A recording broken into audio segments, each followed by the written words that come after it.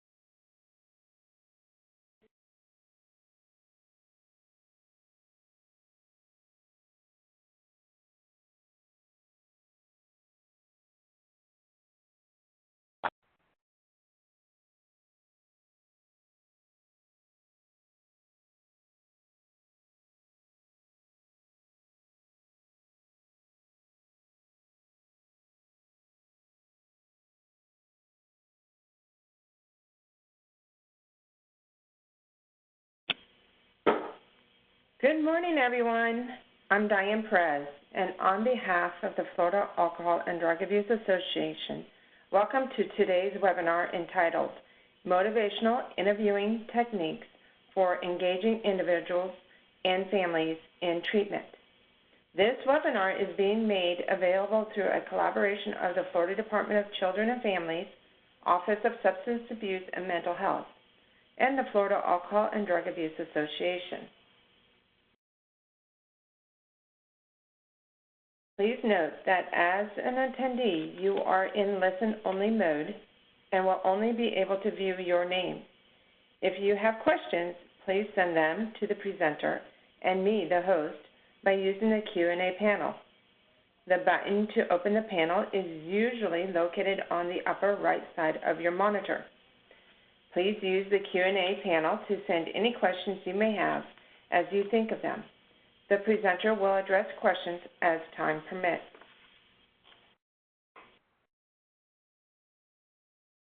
Our audio is broadcast through the internet to your computer. If you experience poor computer audio, there are a few options to try on screen right now, and these options will be posted in the chat panel too. If you continue to experience poor audio through your computer, try rejoining the webinar and call in using the telephone I will call in option. You must be connected to the audio of this presentation and view it on screen as well to receive a certificate of attendance. The recording and materials used in today's presentation will be available on the FADA website within 10 business days. To access the recording, go to www.fada.org. Also, a PDF version of this PowerPoint presentation will be emailed to the participants.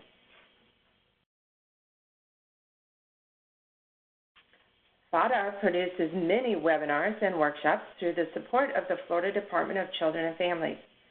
To help participants track credits earned through attendance, we host an online community that provides a personalized digital journal where participants can maintain statements of credit for webinars and workshops taken through the Florida Alcohol and Drug Abuse Association. At the end of today's webinar, the web browser will direct everyone to an evaluation form on the FADA website. You will first need to register or sign in to your account to complete the evaluation. Information you provide FADA as part of the registering remains confidential.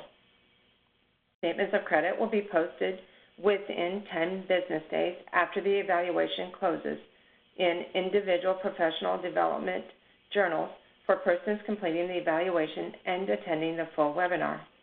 Completing the evaluation is necessary to receive CE credits or to access your statement of credit. Do note that the evaluation will close at midnight on Sunday, March 3rd.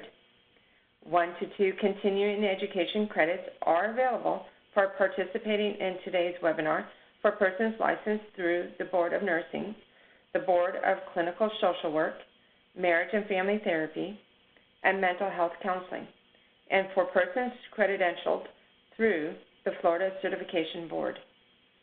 If you are licensed healthcare practitioner, be sure to include your Florida license numbers for reporting to CE Broker when you register with our site for the first time. If you are certified with the Florida Certification Board or licensed outside the state of Florida, you don't need to provide your certification number when you register with our site. Please note that WebEx monitors arrival and departure of attendees and provides a report upon completion of the event. We are not permitted to provide contact hours or a certificate of attendance if you do not attend the entire webinar. We are not permitted to provide partial credit. I would like to introduce our presenter, James Kowalsky. James Kowalsky is pursuing a Master's of Arts degree from the School of Social Service Administration at the University of Chicago in Chicago, Illinois. Since 2013, James has been providing training and support to organizations adapting their practices to incorporate harm reduction, housing first, motivational interviewing, and trauma-informed care. James is a member of the Motivational Interviewing Network of Trainers. He volunteers at the Chicago Recovery Alliance and is a designated super trainer within their drug overdose prevention program. In this role, James trains individuals and agencies on overdose education and Narcan distribution, increasing access to Narcan, the opioid overdose antidote. James also spent 7 years as an outreach worker with the Heartland Health Outreach, meeting people experiencing homelessness and linking them to housing, primary and mental health care, and other community-based resources. In that role, he learned the value of using harm reduction and motivational interviewing to connect with most vulnerable members of our communities. James has presented on his work at regional and national conferences. He is committed to promoting a shift in public policy and service delivery that is characterized by acceptance and support for the marginalized communities, including people who use drugs, have a mental illness, or experience homelessness. And now I'd like to welcome our presenter, Mr. James Kowalsky. James, I will turn the presentation over to you. Great. Diane, thank you so much for that introduction. Can you folks hear me all right? All right. If you are having any trouble hearing me at any point during the training, oh, yes, I see all the yeses coming in now. Great. If you are having any trouble hearing me at any point during the training, please just let us know in the Q&A section. and we will try to get that corrected. Just a couple quick notes. We are going to take a 5-minute break, so expect that at around 10:55 or so. And I'll ask for any questions at that time as well, but you all should also feel free to ask your questions as they come to you. And then just depending on the flow of things and where we're at timing-wise, I'll either try to address it then or maybe save it for the Q&A section at the end of each hour. So today we're talking about using motivational interviewing to engage individuals and families into treatment. And I will just, I'm not going to spend too much time talking about my bio. I feel like Diane did a pretty good job of covering the main things. One thing I will say just about webinars in general is I find it challenging, personally I'll say, I find it challenging attending webinars myself because I like to be very engaged, and I think same thing when I provide training. So I'm encouraged that you all are seeming to be very responsive in the Q&A section, so that's very helpful. And so there will be times throughout the webinar today where I'll be asking questions or we'll be kind of looking at specific text examples where I'll be looking for responses and feedback from the audience. So you all can keep an eye out for those moments and hopefully keep engaged by typing your responses into the Q&A box. I'll mention as an example, so I'm from Hollywood, Florida originally. So if there's any folks from Broward County out there, hey, I miss the weather. You all, if you want to like chime in on where you're from in the chat box, you can let us all know. I imagine we've had some pretty good representation across Florida. So anyway, to my fellow Floridians, oh look, some Broward folks, Palm Beach. So anyway, I will get started. Oh, here's all my contact information. As always, please feel free to reach out to me if you're looking at this webinar later on and you have questions about the material or you just want to like talk through a specific situation. I'm always happy to talk and to kind of explore this stuff more. So feel free to reach out to me. And then the website there, harmreductionjames.com, you can find information for both myself and my wife, Susie, who's my partner in training.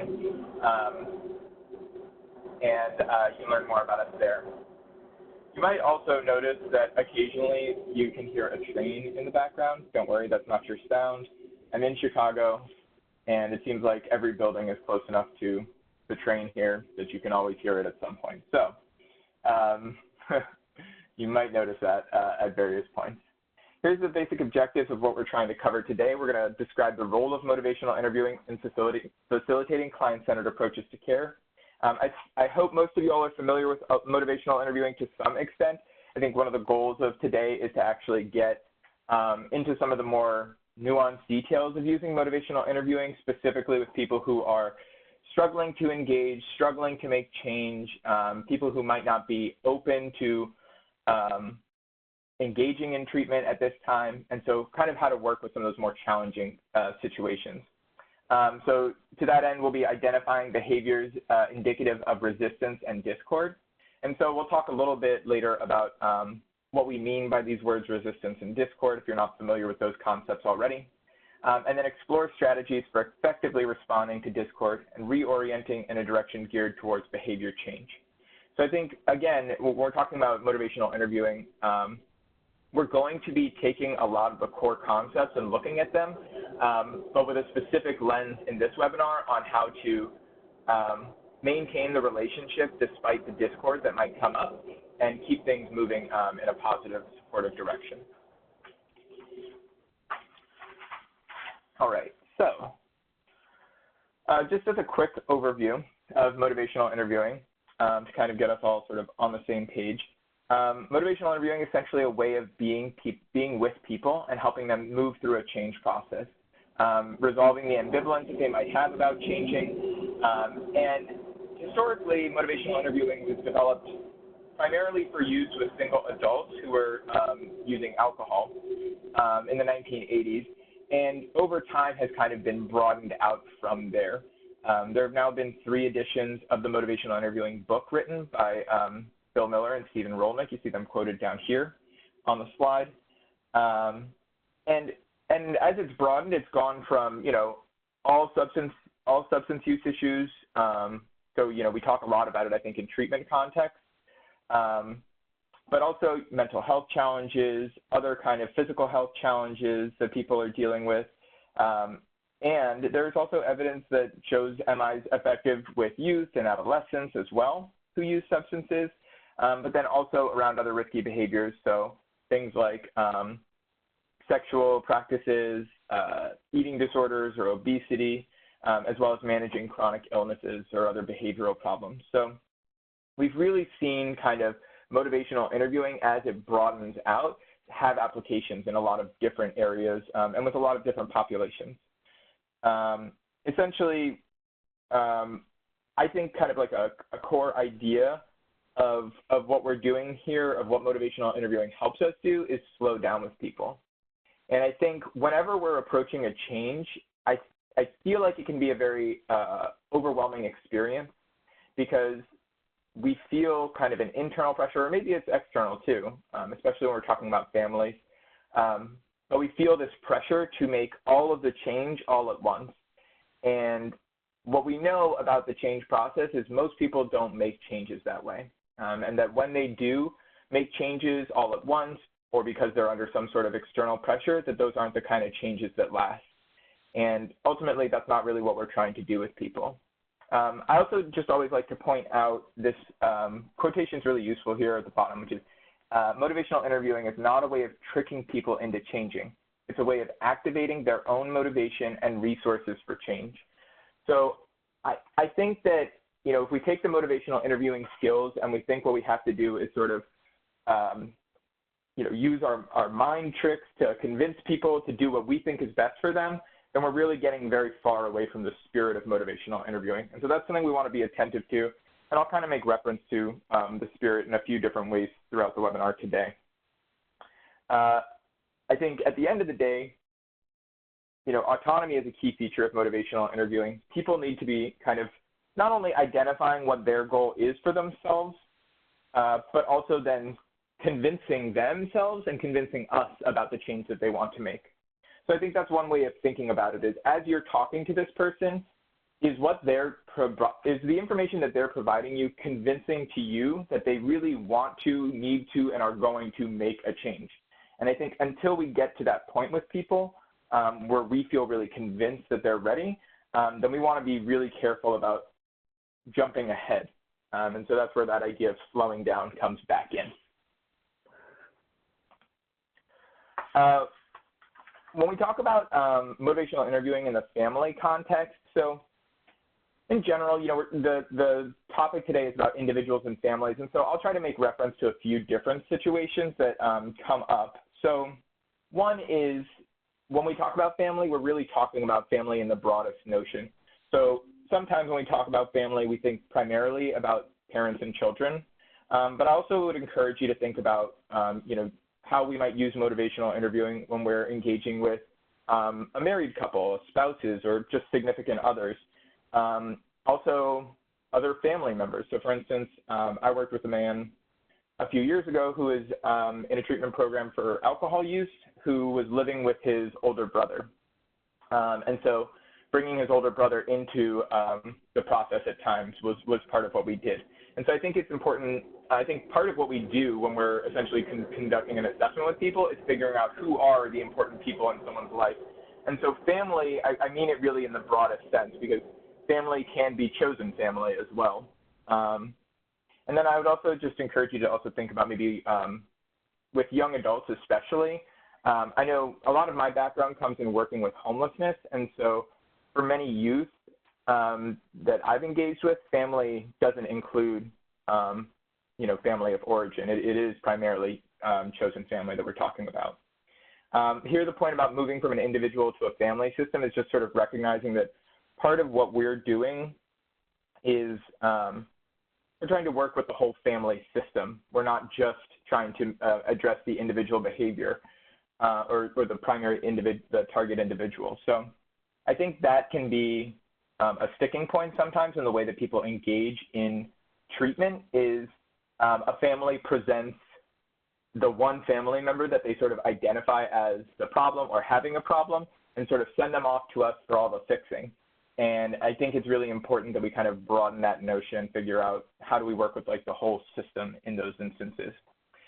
This point about considering developmental factors is just about sort of knowing and getting a sense of where the family is at in terms of what their family life looks like. And so that information can come from the primary person that you're treating. It might also come from incorporating what the family has to say about things as well. But that can be really relevant for considering who we're going to see in session, who we want to hear from, when we want to hear from them, in what ways. So we might just be hearing from them sort of outside of sessions. We might bring them in periodically to sessions. We might have them in session the entire time.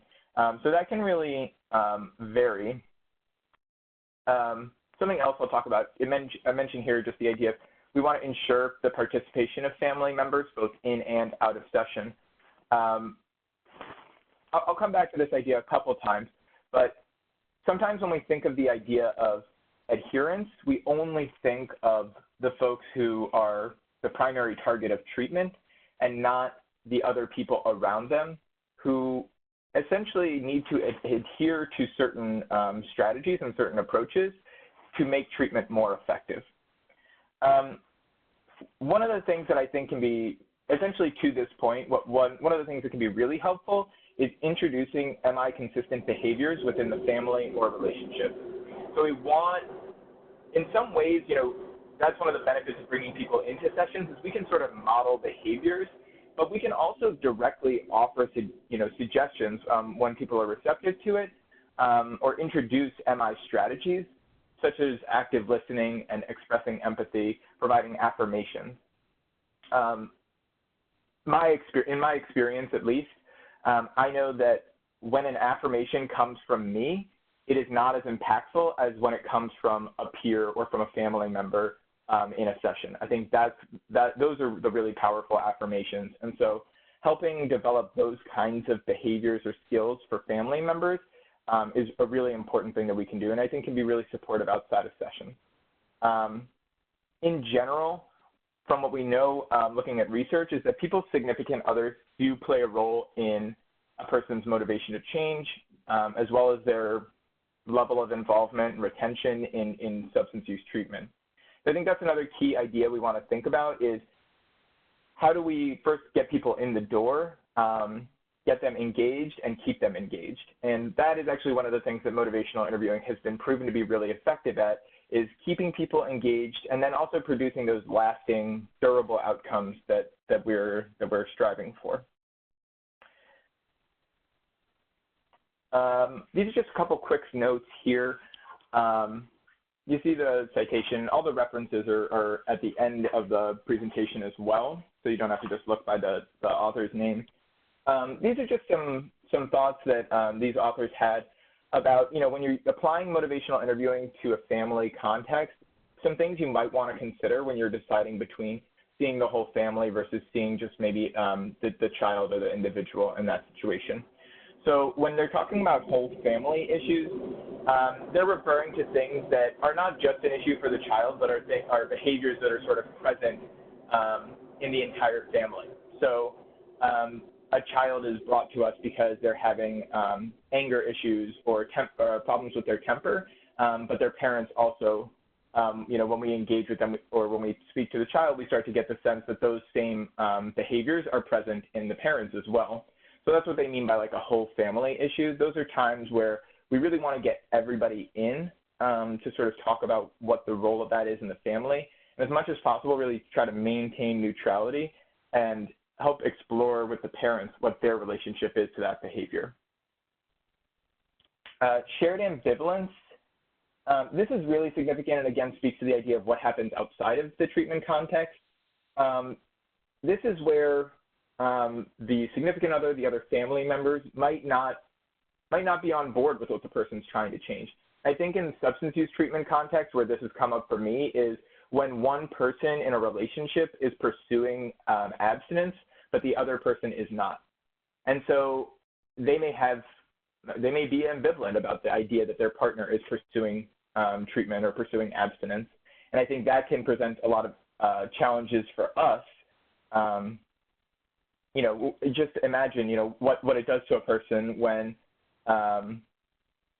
they go home and are kind of like greeted with someone who is offering them substances, who's telling them that their substance use isn't that big of a deal. And that can definitely, and it has been proven to make MI less effective. In those cases, we do want to get the whole family in. And one of the tools that they recommend is actually doing essentially a decisional balance, but working with the family to create a shared list of pros and cons around the target behavior. When the difficulties are occurring at home and not in school with the child, that's also something that warrants bringing in the whole family. I think the main thing that I would just say about that is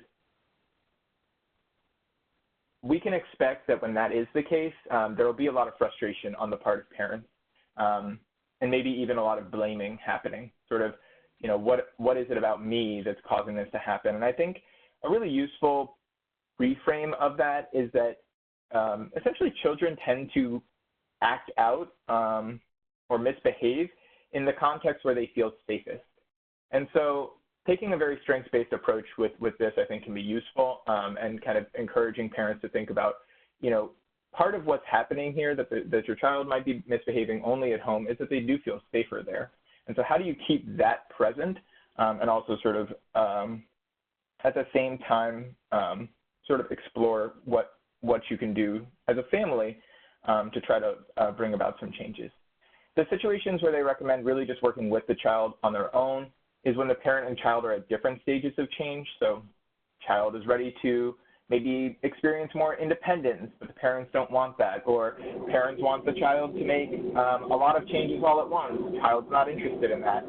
That's where we really want to kind of meet one-on-one. If the parents have strong beliefs about how you should intervene, this is sort of what I was talking about before, where essentially the expectation is you are the therapist, you are solely responsible for fixing my child. That's going to be really difficult to work with the whole system. And so that's something else to kind of keep in mind there is we want to kind of like approach cautiously. When the time is, when the opportunity is open to us, we do want to be able to bring parents in eventually.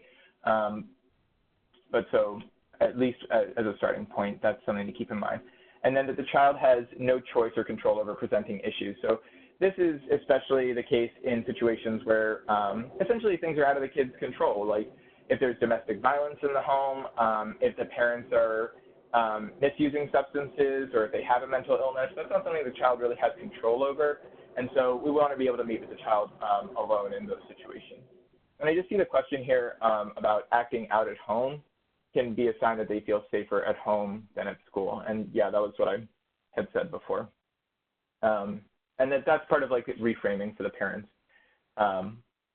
One possible reason why the issues might be occurring at home versus at school. When it comes to increasing engagement, so part of the issue is just getting people to show up for that first appointment. I'm sure we've all had the experience of scheduling an intake assessment for people and they don't come, and you reschedule and they don't come. It's really hard to get anything out of treatment if you never show up. So one of the things that they noted in this, so they're actually looking at a lot of different studies altogether in this article. But one of the main things that they notice actually makes a difference in terms of attending that first appointment is providing some kind of pre-treatment orientation. And that can be as simple as a brief phone call, essentially a reminder call. But it also might be something a little bit more in depth, such as a longer phone call, a letter, a meeting with parents, but basically an opportunity to sort of outline what treatment is going to look like. And I would say even if the child has experience with treatment previously, or if the parent has experience with therapy previously, that we would still want to provide these treatment expectations, because the way we do things might be different from how things have gone in the past. So when programs used pre-treatment orientation of some form and in various different studies, they saw increased attendance at the initial appointment. And the question is, how do we keep people coming back?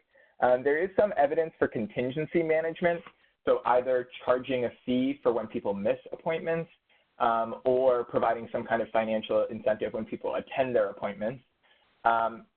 that's nice, but I've never been in a program that had extra money lying around to provide people money for attending their appointments.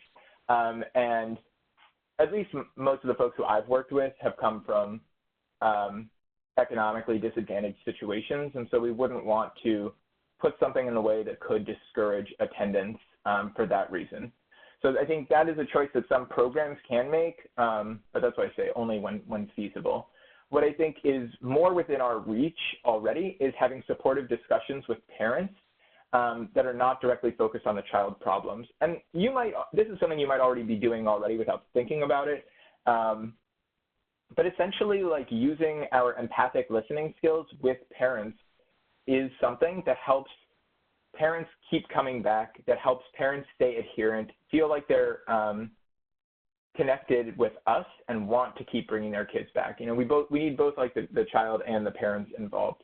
And I think the same can be true of, you know, working with partners. And so in this article, they're citing a study that specifically says you don't need to just talk with the parent about what's happening with their child, but also just checking in with the parent about how they're doing, any personal concerns they have, whether that be related to job stresses or their own health. And then motivational enhancement strategies improve people's participation. So using strategies like empathy or eliciting self-motivational statements as opposed to confrontation. So that's kind of, I think that's a really important distinction to make in substance use treatment specifically, because I think historically a lot of substance use treatment programs have promoted confrontation, and they're citing studies that look at the family context and showed that when you use confrontation, parents are less likely to be adherent and supportive of treatment in the session. Essentially, it's kind of like the difference between listening and telling. You know, when you're just trying to teach and confront the child, parents are more likely to withdraw their support. So I think that's another way of thinking about it. All right. I'm going to keep us moving for now. We're moving in here to talk about discord and sustained talks. I think, well, actually, so my final thought just on moving away from the family context is ultimately the family support system, or essentially the significant people in the person's life we know makes a difference. It's part of the environmental characteristics, and that shapes someone's relationship with substances and their opportunities for recovery. And so it's really important that those people are able to express concern for the person that is in treatment, to offer their help outside of the treatment context or inside of treatment sessions. And then when they can, try to reinforce negative consequences in a non-demanding way. So not using confrontation, but still being able to address and identify challenging behaviors when they come up. Those are kind of some key takeaways, I think, for what we're hoping to get in terms of adherence from families. So I see this question here.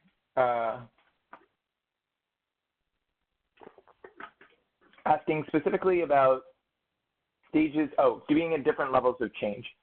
And yeah, so that was something that we mentioned on our previous slide. Excuse me. But essentially when parents and children are at different stages of change, that we really want to meet kind of individually with the child before we start bringing in the parents to that situation. So rethinking resistance. In previous versions of motivational interviewing, you would have seen, so up until the second edition, you would have seen language referencing something called resistance. And part of what they were expressing some discomfort already at the time of the second edition with the term resistance. But part of what the problem is with resistance is it really locates the problem solely within the client. The client expresses resistance, shows resistance, demonstrates resistance, and it doesn't ever take account for the fact, one, that sometimes what we call resistance is actually a normal part of the change process, but two, that there's two people involved in a therapy situation, right? There's the counselor and the individual who's being served. And so both of us, both parts of that equation can contribute to what we used to label as resistance. Nowadays, instead of using the term resistance, motivational interviewing will refer to discord and sustained talk, essentially breaking it up into these two pieces. And so when we talk about sustained talk, we're really referring to people's references to the target change. And it might be why they don't want to change, what they think is good about what they're currently doing, how it's a manageable situation. And then when we hear discord, that's actually related to kind of the relationship. It's a statement or a reference to what's happening between the individual and the counselor. So I think when we experience either sustained talk or discord, part of what we might experience as well is this sense that we're wrestling with the person. And so in general, with motivational interviewing, we don't want to feel like we're wrestling people into change. We want to feel like we're partnering and moving with people towards a change. So that's, I think, another important thing to keep in mind. And I think something to be sensitive to, you know, if it feels like we're getting into an argument or battling with the person, in some ways that's really just an indication that we need to do something slightly different. Either sustained talk or discord are an indication that the person is less likely to make changes. So the more they express sustained talk, or the more they are focused on their relationship with us, the less they're talking and the less they're thinking about how and why and they can make a change related to the target behavior that they're in treatment to address.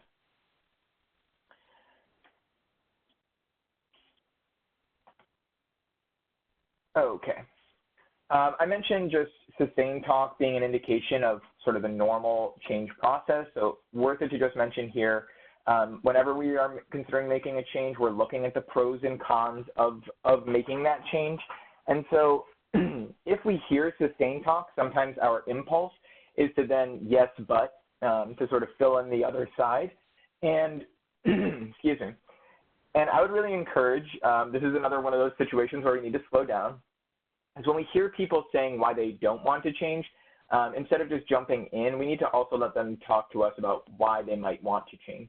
And so that's something else to keep in mind. Is if we're saying all the reasons to change, it doesn't leave anything else for them to say. And so our goal is to really help people resolve their ambivalence. Now, sustained talk is a normal part of the process. Anytime, like I said, anytime we change, we are thinking about both the pros and the cons. Discord is not necessarily inherent to the process. And so discord, I think, is something we need to be a little bit more sensitive to and careful with. Here's what ambivalence might sound like when you're in a session. And typically, what we end up hearing is a mix of change and sustained talk. You know, people aren't going to very neatly break it down for us. Maybe if we're asking specifically about pros and cons, but they're going to say, I'd like to make this change for these reasons, but here's all the reasons I don't really want to do it. And at the end of the day, I'm fine just the way that I am. And so the real challenge for us is trying to put our attention and our focus on change talk without feeling like we're being dismissive of sustained talk. Right? So there is a reason why a person hasn't changed up to this point. There is a reason why they're sticking with the status quo. And so I think it's important that we sort of take the stance that this is a rational person. They're making rational choices. And so understanding that and sort of validating that without reinforcing it. It's a real, it's a tough balance, I think, to strike. But I think one of the ways we do that are some of the ors that we'll talk about in a little bit, but also trying to stay focused on change talk. Another note, so you may be familiar with the darn cat acronym. Just another way of sort of thinking about change talk. On the preparatory side, so these are all the things sort of leading up to wanting to make the change, building up the motivation to make the change, and we use this metaphor of the motivational interviewing hill. So again, when I talked earlier about wanting to be convinced, we should be able to hear that this person has a desire and a want to make this change. They feel like they have the ability to make this change. They have good reasons, and they almost feel like a compelling need, really, to make the change. And all of that should be present before we start talking in detail about what they're going to do, how they're going to do it, when they're going to do it. That's what commitment, activation, and taking steps looks like, is the doing part as opposed to the leading up part. With sustained talk, it really is just, they say, like the other side of the coin, because that MI Hill, the darn cat acronym, can be applied to sustained talk just the same way. So when we hear sustained talk, people are going to be talking about the benefits of the status quo or the drawbacks of making the change. So in sustained talk, instead of hearing why I want to make a change, we might hear things like I want to keep drinking or I don't want to stop drinking. That would be desire represented by sustained talk. And ability would look like, I can still take care of my business when I'm drinking. So essentially making the argument that the status quo is sustainable, or I couldn't stop using alcohol even if I wanted to. So those are two very different forms of like a reference to ability. One is I don't really need to because I'm maintaining as it is. The other one is even if I wanted to, right? I don't have the ability to make this change, or if I did, it wouldn't make a difference. Those are some other things that we might commonly hear related to sustained talk. And while generally I would say it's not important that we memorize the darn cat and are constantly looking for it, I do think that that it can give us some indications of what direction to go in. And so here, if you're hearing, either the desire or the ability, so if you're hearing, for instance, the ability statement at the bottom, I couldn't stop using alcohol even if I wanted to. I think what's sort of implied in that statement is that there might be a desire, right? And so we might want to come back to ability and figure out if there's other parts present. Does this person feel like they have reasons that they might want to change or a desire to change? So those are some of the ways that we might use that darn cat acronym. Discord, essentially what Discord looks like most of the time is argumentation. It feels like people are arguing with us. It feels like it's usually a very charged situation. But more than anything, what happens is the focus comes to the relationship with us as the counselor or the therapist, and it kind of moves away from talking about anything that's happening with the behavior. So sometimes it looks like, just being defensive. So the problems that have come up from the behavior are not my fault, blaming it on someone else, minimizing, this really isn't that bad, justifying what I'm doing makes sense. So in some ways, some elements of Discord I think are very similar to sustained talk, and so it can be difficult to distinguish between the two at times. A lot of what it comes down to is the context and the tone in which they're bringing it up. So yes, tone matters a lot here, and in general, tone matters, coming from us as well. When it comes to motivational interviewing. So there's sort of like a Venn diagram happening here. Some of these forms of Discord I think are a little bit more purely on the Discord side of that Venn diagram. So squaring off, right? The challenge, like, you don't care about me, you don't understand. People being totally disengaged. And so this might be appearing inattentive or distracted. So if we ever see people kind of withdrawing from treatment altogether, not really wanting to engage with us, that can be a form of Discord. And in some ways, that's actually more challenging to work with, is when the person kind of pulls away from us entirely, because they're not really giving us a whole lot to work with in that situation. The other things that we might see are just non-adherence. So people, as a way of sort of disengaging, these are kind of like less obvious forms of Discord, I would say. But as a way of disengaging is they might come to sessions but then skip out on other commitments that they have. So for instance, they've committed to, attending support groups, and they're just going to not go to those. And so that might be an indication of continued ambivalence, or it might just be a dissatisfaction with the therapeutic relationships that they have, the support system that's around them. And then resignation looks like reluctant acceptance. So this is where, especially in the case of when we end up arguing for change, that a person essentially just says, okay, fine, right? I'll do it only because you're saying that I should. And that is not the type of choice that's going to really lead to the lasting change that we're seeking out when it comes to using motivational interviewing. I got a couple examples here where I'd like us to just sort of look at sustained talk versus Discord.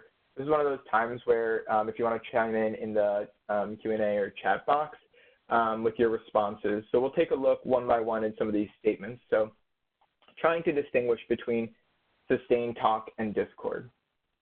All right, so if someone says to us, I need to smoke weed to feel creative, do we think that would count as sustained talk or Discord?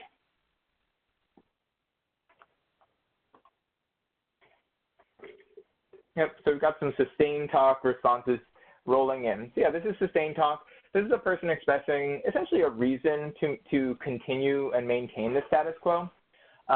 Or it might also look like an actual need, essentially. It might feel like a need to them, but it's definitely a reason.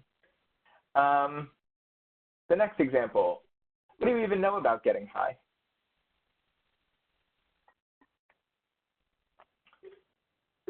Yeah, so this one's Discord.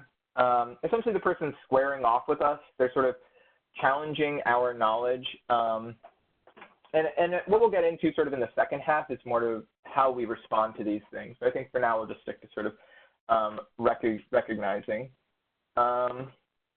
Next one, it's not like I'm getting high all the time anymore.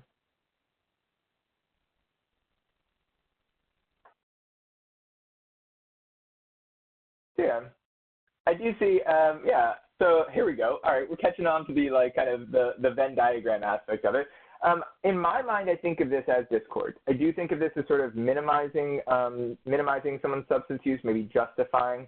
And at the same time, I think that there might be something to affirm or to promote here. So this one would be a form of Discord. But I agree, maybe with tone, it might sound like sustained talk. Sort of someone has made some changes and wants to say where they're at right now. I could sort of see that as well. There's nothing wrong with smoking.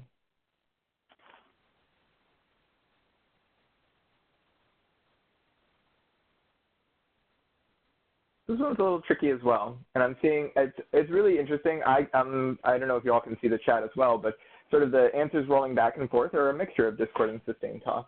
When I wrote this one, I was really thinking of this as sustained talk. But again, like we said, it sort of depends on the context of where something like this gets asked. Definitely if the person is sort of raising their voice, if they are kind of, if it feels like they're arguing with us in this case, as opposed to just sort of like making their case for like why I want to keep doing this. So in my mind, this is a reason, a sustained talk, but again, tone matters. Fine, I'll just stop using if I have to. Yeah, here's Discord. And again, this is the resigned acceptance that I was referring to. And I'm imagining that some of you all work in settings where you're providing treatment to mandated clients. I was in a treatment program. We worked with a lot of clients who are mandated through DUI court. And in those situations, you do hear a lot of essentially resignation, where it's I'm going to stop using because I have to, or I'm only quitting because I need to get my license back, and then I'm just going to start using again. And so I think in some ways our inclination is to argue with that a little bit. And I think people can be surprised maybe if we come back with responses that aren't just arguing with them. I already bought more weed this week.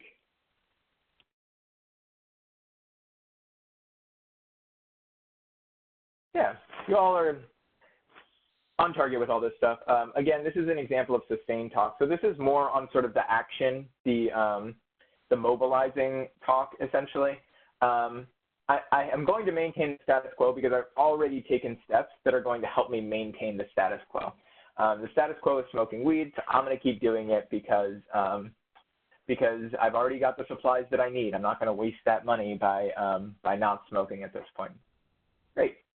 So again, I think recognizing sustained talk versus Discord, a few just final notes on this.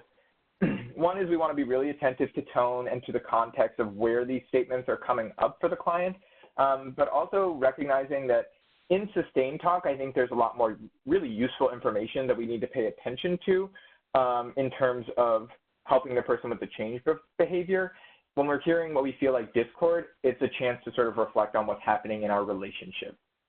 So that's kind of maybe one way to think about it.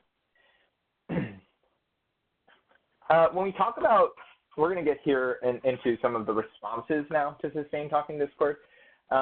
When we talk about sustained talk and discord, and essentially in motivational interviewing, I like this metaphor of the fire, sort of like building up a campfire with someone. And so one of the things that my wife likes to tease me about whenever I end up building a fire or when we're sitting around a campfire together is I make two mistakes on a pretty consistent basis when it comes to fire. And one is putting too big a piece of wood on the fire too soon and knocking the whole fire out. And another one is, I don't know what it is, but I just love poking at the fire.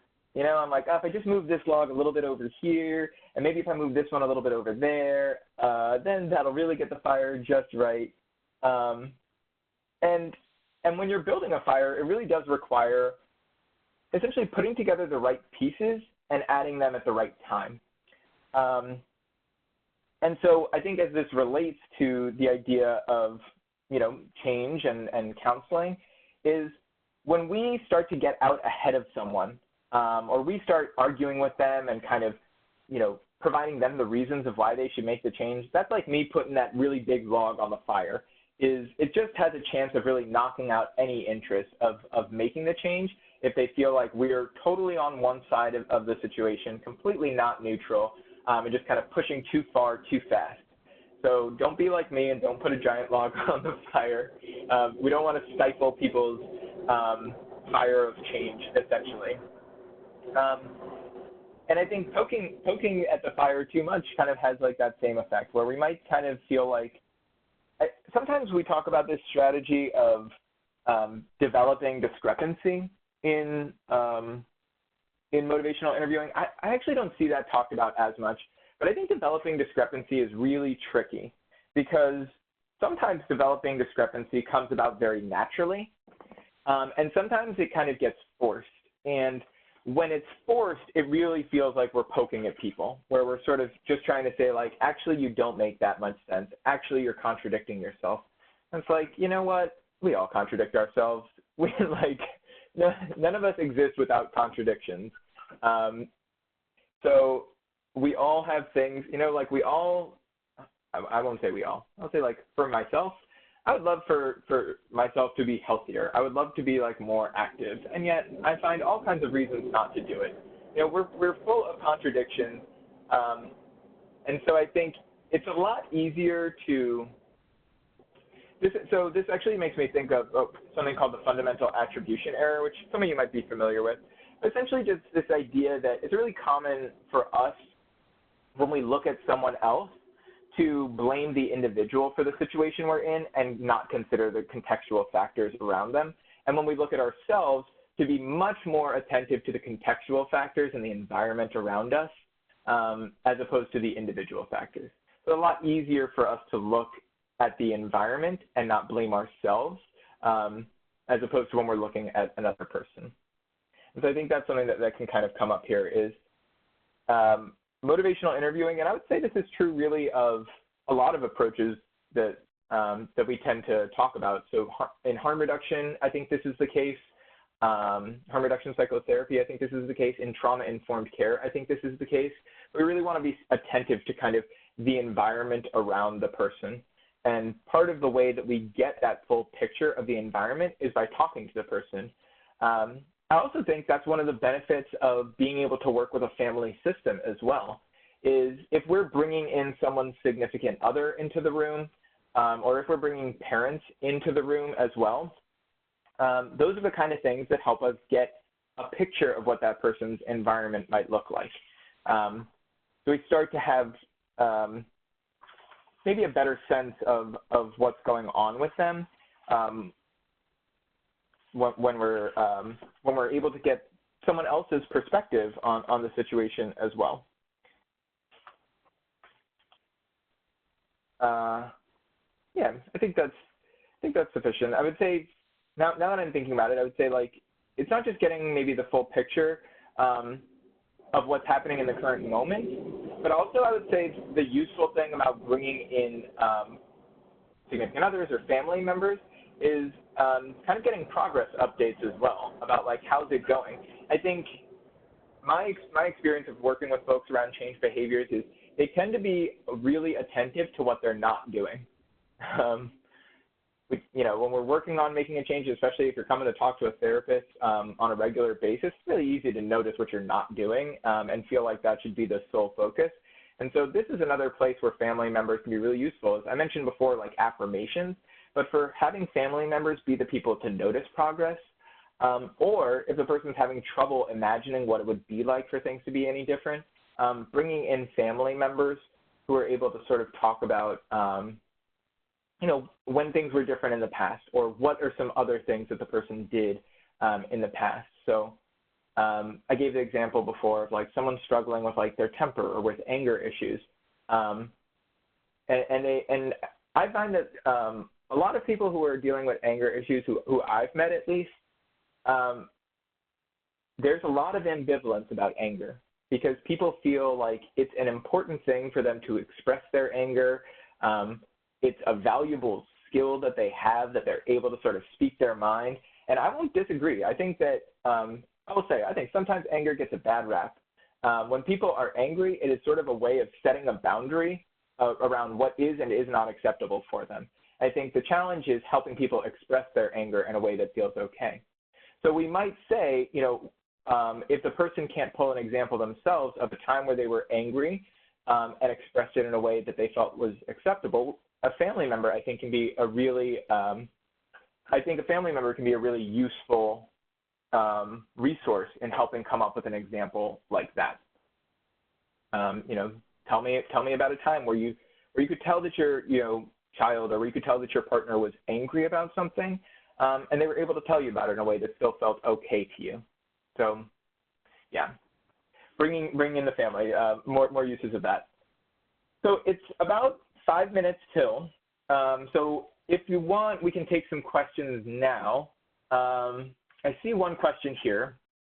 Can you give an example of when resignation can be negative? I mean, I think, yeah, in general, like I said with Discord in general, when Discord or Sustain Talk are overly present, it's going to be an indication that change is less likely. So if we consider our jobs to be helping people move through the change process in general, resignation is negative. That sort of reluctant acceptance. I don't know. I guess I will say I've worked with some programs where I think the counselors hear reluctant acceptance and actually think it's a positive thing. And they sort of think they've like beaten this person into submission. They've convinced this person that they need to make this change for now. And I wouldn't say our job is to convince people of what they need to do. And again, with mandated clients, this is really challenging. I think we feel this pull to be the person. When someone's mandated and the threat of certainly prison time, but also losing their license or not getting their license back, when that's sort of hanging over them, I think we can feel pulled a little bit more into just getting them to accept the conditions of their treatment, make the changes that they're being asked to make. And so that, I think, can be a little bit challenging to sort of resist just convincing the person in those situations. But I think if people just reluctantly accept something, then there's a really good chance that when the time comes, when they come out of treatment, that they might actually end up, right back in the same situation, right? So it's, when I think of like the clients who we worked with in the DUI program, to me, if the person is, and oftentimes, at least here in Illinois, people are required to abstain from alcohol entirely.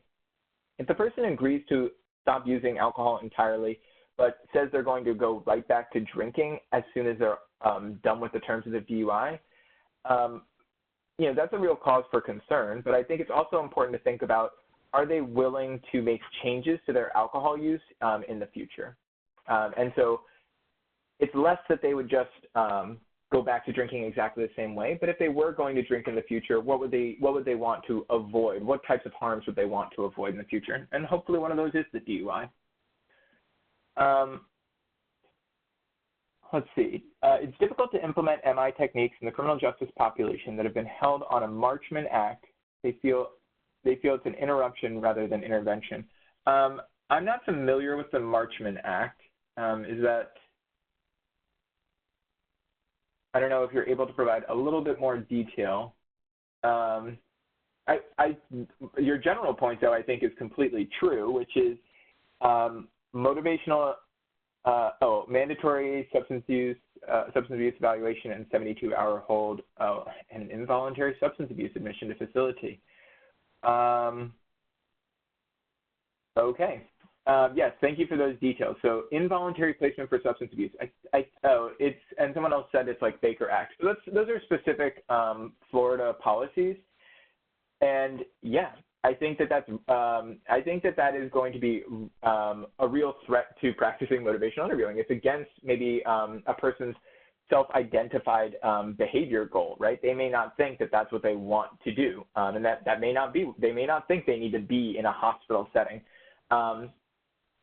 I would say, when it comes to hospitalization of people who we're working with, transparency is one of the best things that we can do in terms of helping people understand what is happening, why it is happening, and affirming in some cases, they're validating their concerns, recognizing that this is a violation of their autonomy and may not be what they're choosing.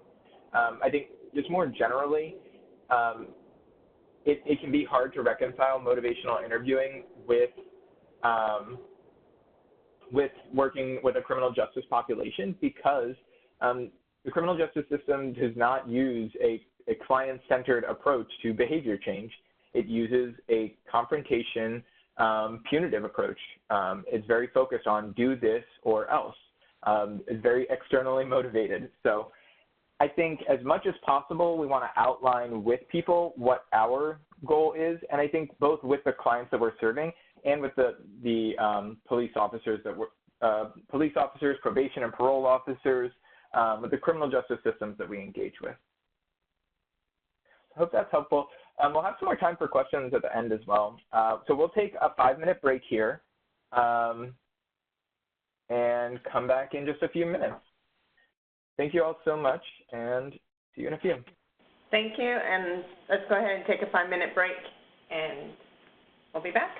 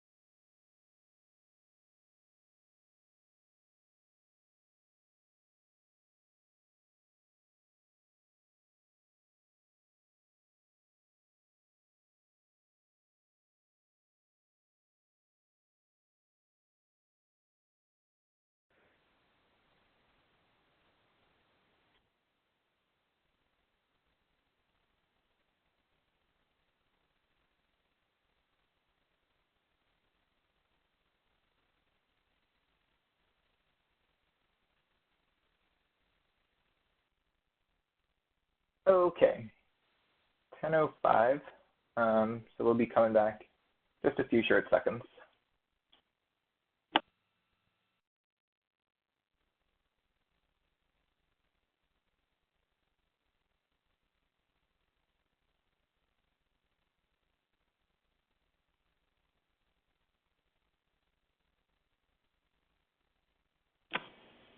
Hello, everyone. Welcome back to today's webinar. James, if you're ready, I'll turn the presentation back over to you. Yep, go ahead.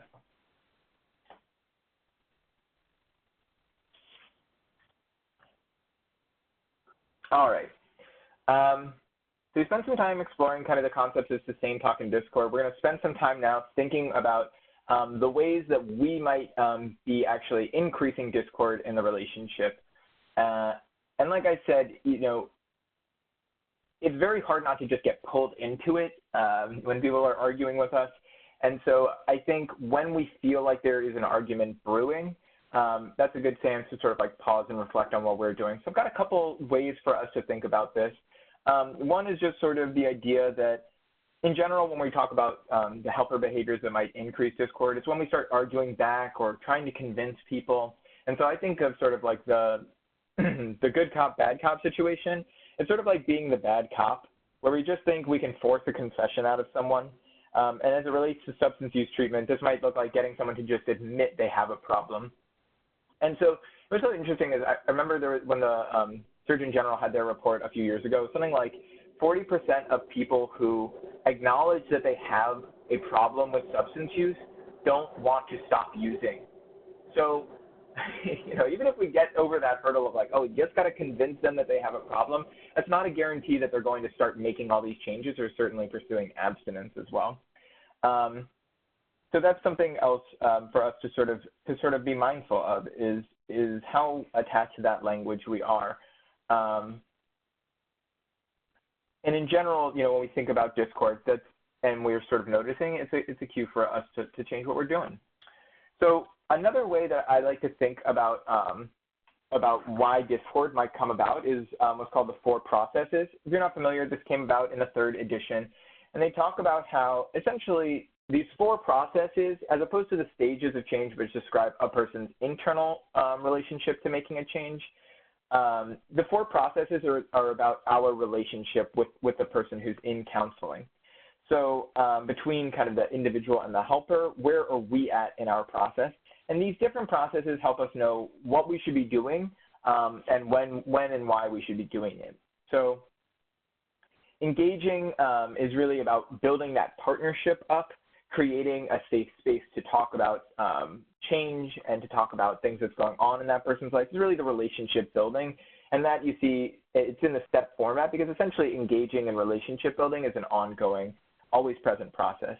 In focusing, we're trying to figure out the destination, what matters most to this person, essentially setting the agenda for our treatment. And then evoking is where we start to get a sense of how the person wants to get where they're going. What's most important to them, and trying to start to get more specific, not just about what they want to change, but why and how. And then in planning is where we start coming up with the very specific, tangible steps and how they're going to do it. So I think the most easy way to sort of identify this is, and I'd say like a challenge to maintaining this is intake assessment forms tend to start asking, at least the ones that I've seen, and I'd be curious if this is everyone else's experience as well, but tend to start getting into the planning process before the engaging process. And so one thing that we can do, so if we have an assessment tool that starts asking people about their goals and what they would like to change, and if you've ever had people shrug their shoulders or sort of be reluctant to talk about that, essentially typically what I see is like more of the withdrawing side of discord, but you might see people arguing and saying, why do I need to change? What's wrong with me? You think I have a problem, right? It kind of goes to that place. Sometimes I think that can come about because we're planning before we've ever engaged with the person and sort of set the foundation. And so this is hard. We only have usually a couple hours to try to complete an intake and assessment form.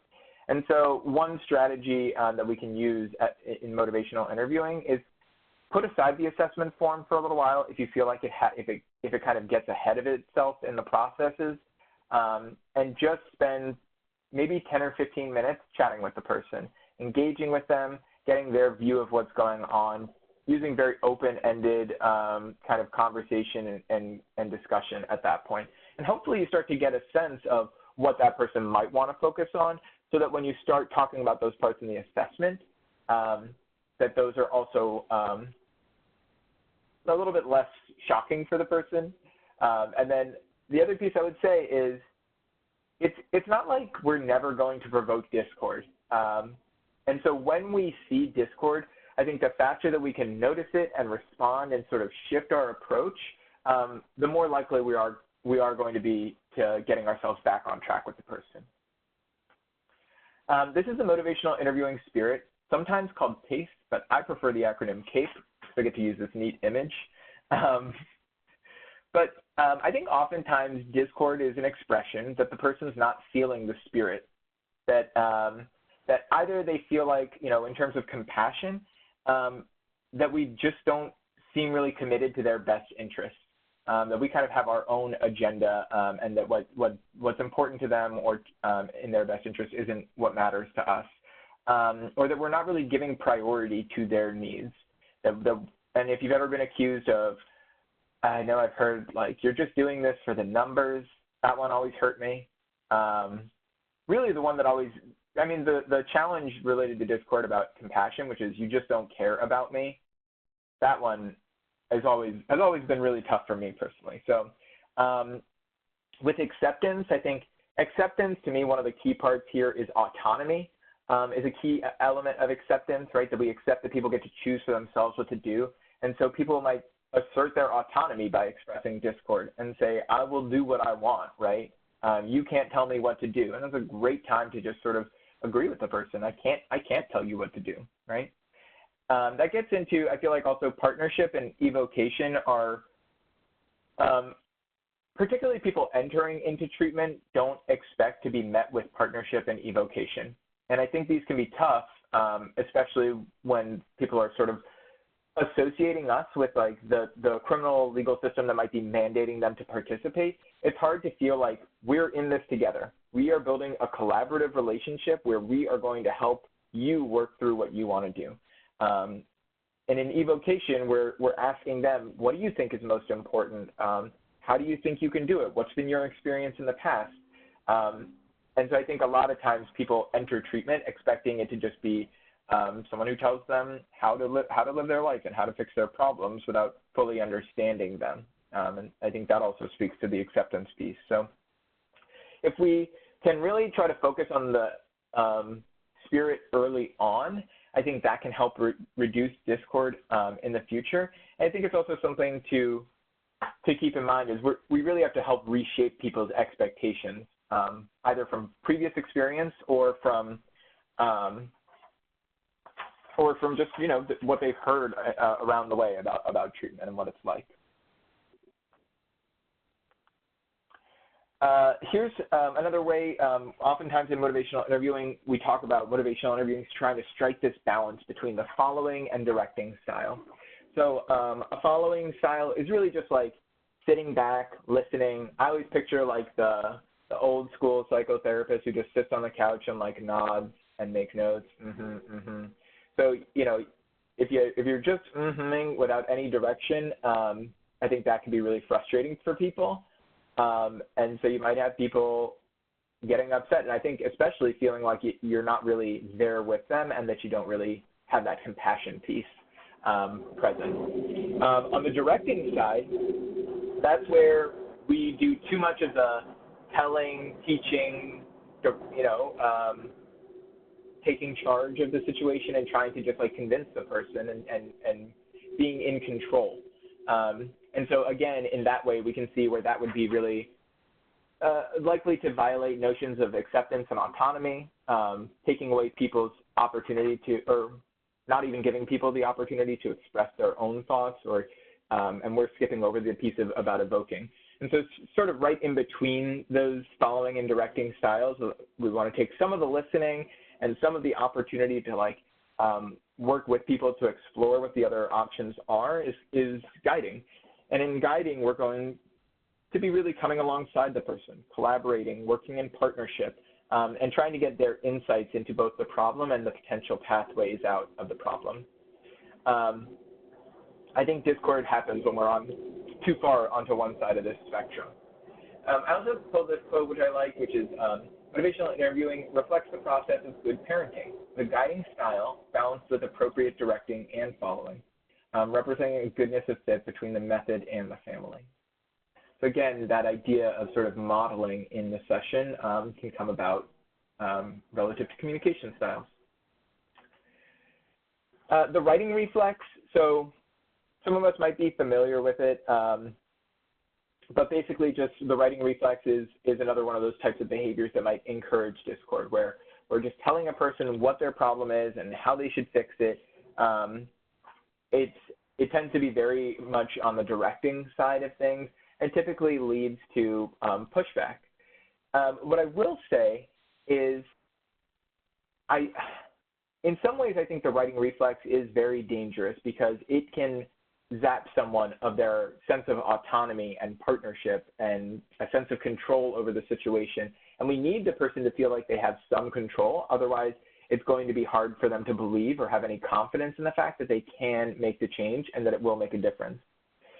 So what I will say, though, about the writing reflex is it does often come from a place of wanting to help the person, right? So we're heavy on the compassion. We really care about their well-being. And so we think if we can just get them to stop using, or if we can just get them to stop drinking and driving, that then they will be safer and that will be better for them.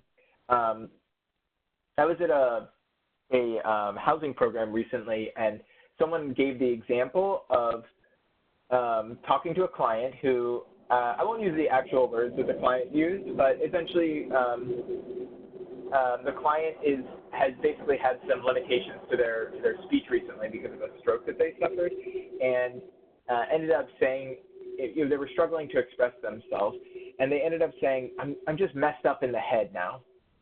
And the case manager's response was, you're not messed up in the head, which does feel like a compassionate response in that situation. And what she told me was the person got really upset and argumentative. And they said, yes, I am. You don't know what's happening inside my head. And so essentially the person became very defensive in response to something that was supposed to be very comforting. And I think that's an example of how the writing reflex can come from a really good place is, that person doesn't need you to convince them that they're wrong about being messed up in the head. What they need is someone to listen and understand how frustrating that is for them. So we used to talk about rolling with resistance. Now we're talking about dancing with discord because alliteration's just nice, So when it comes to dancing with discord, you all should actually have, I think one of the handouts was different strategies for dancing with discord. So you should have a more detailed list than this, but this kind of gives you a roadmap of some of the things we're going to cover in the last part of the webinar today. So ORs, so our open-ended questions, affirmations, reflections, and summaries with an especially heavy focus on reflections. Emphasizing autonomy, which I've referenced already, but it's just a really important strategy, and it's just always safe to remind people that they have a choice. I know that people's choices are limited sometimes. We keep talking about folks who are mandated and in criminal justice system. People have a choice. They might not like the options that are in front of them, but they do have a choice. And so there's always really an opportunity to emphasize autonomy in my view. Shifting the focus. So, when we start to hit on something that just isn't going to be fertile ground for talking about change, trying to move away from it, but not go completely off topic. So, so shifting focus without just, how's the weather, did you see that Heat game the other night? That kind of that's not the kind of shifting focus that we're talking about. It's more that we might find something kind of like an unproductive area, and so we want to move away from that. And especially if we're dealing with multiple behavior change topics, So I think like a good example is if a person is talking about alcohol, their alcohol use, they don't want to change their alcohol use, and they say they're using alcohol to manage their stress, like shifting focus to talking about their anxiety and their stress instead is just one kind of smaller example. And then apologizing, sorry if I misunderstood. I think it's healthy for us to be able to admit when we've made a mistake in that way. So here's just the ORs. I'm not going to define these in detail right now. Hopefully you have a sense of what these strategies are already. So I will talk kind of specifically more so about how these get used in the context of sustained talk and discord. So some open questions that might lead to discord. In general, I think asking why questions can be open, but it is hard to ask them in a way that doesn't feel accusatory at the same time. So why haven't you changed? My tone can be great, but I think something about that might still arouse discord in someone, because why haven't you changed sort of feels like it's suggesting that I should have done it already. Why aren't you trying harder? I think a little bit more explicit in the implications of it. What could make you want to go back to drinking like this? How do you expect things to turn out if you keep doing this? Again, these all sort of feel like, don't you get it? They don't feel like they're expressing, I would say the acceptance is a lot of what's missing from this, that recognition of absolute worth and human dignity is sort of missing when we're making it seem like changing is so obvious and such a simple choice. What did you think would happen falls into that category. And then what are you going to do about this? Maybe not that phrasing. I don't really love that phrasing, but I think this question I throw in here more as an example of thinking about where you are in the process. So I know about myself. I'm very action-oriented. I'm a doer. I want to fix. I want to get to the solution. And so I'm always having to really remind myself to slow down when I'm talking to people and not just jump ahead to, well, okay, you got this problem. You see it. Let's fix it, And so I think that's something that a lot of us can sort of fall into, that we can fall into as well.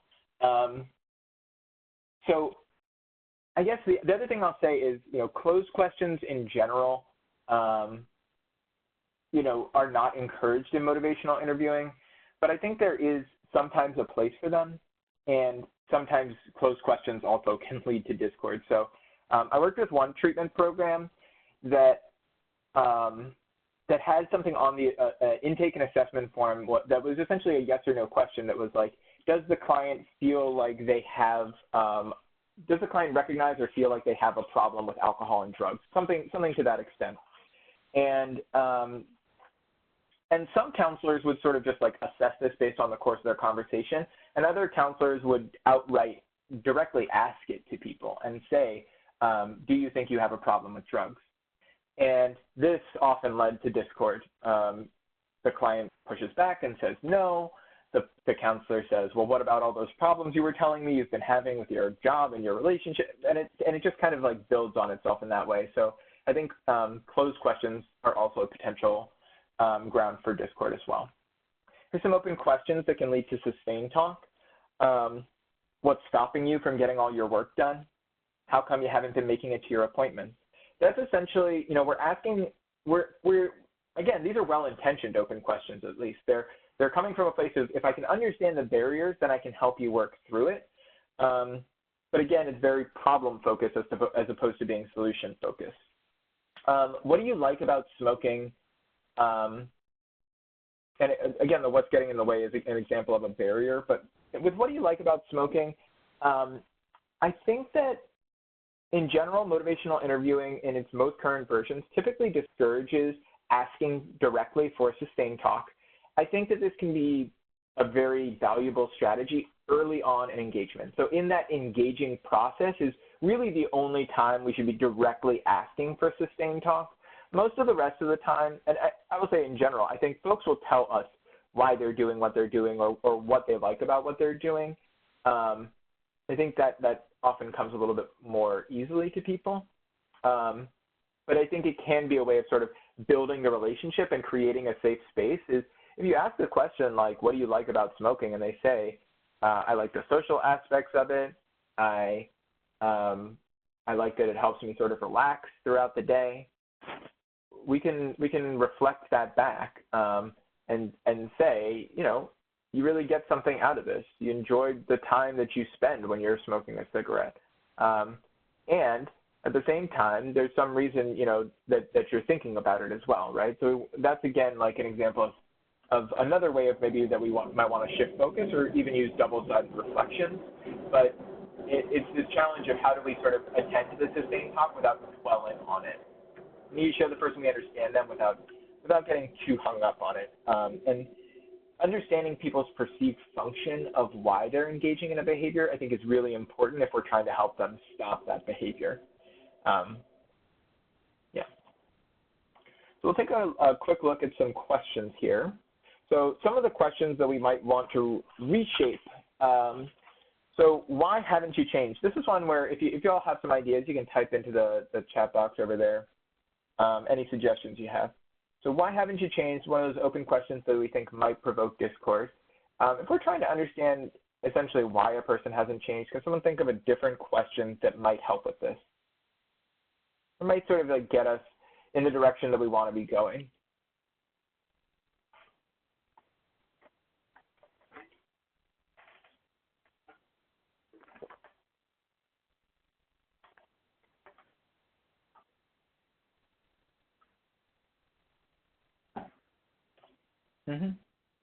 So a couple of suggestions are asking more about barriers and concerns about kind of what's preventing people from changing. You know, I think that, so first off, some of these are actually just rephrases of the question, which I think can be really useful. So one of the ones I see here is just, I'm wondering what's been preventing you from changing. And I think in that way we hear a much more neutral approach to asking this question. The other thing I'd ask y'all to consider is if there's a way to sort of reshape what we're asking about, so that we're asking more for kind of the change talk side of things, which might look like a question would be, you know, what might help you with this change? And in that way, we'll probably get the person to talk about the barriers or to talk about what they have to overcome. And so I think one option is to ask this in a more neutral way. And again, depending on where we are in the change process, that might affect, in terms of the 4 processes, that might affect which of these questions we use. Here's a similar example. How come you haven't been making it to your appointments? Again, if we ask this question, we can really expect that the person is going to offer up a lot of the reasons, essentially the sustained talk reasons why they haven't been making it to their appointments. And while it's tempting to ask this information, I think what we need to remember is the more that people are voicing sustained talk, the less likely they are to change. So if our goal is to help them start making it to their appointments, attend more consistently, talking about why they aren't doing it isn't going to help. It's sort of the same thing about asking what they like about smoking. So yeah, I see one of the suggestions here is what would make it easier for you to get to your appointment? So it's a really good, another open-ended question. And another way of asking it in the same way. And again, not all of these have to be questions necessarily. We might be able to sort of express these ideas as reflections or statements as well. How do you expect things to turn out if you keep doing this? This one is, I think, a good example of tone and context can matter.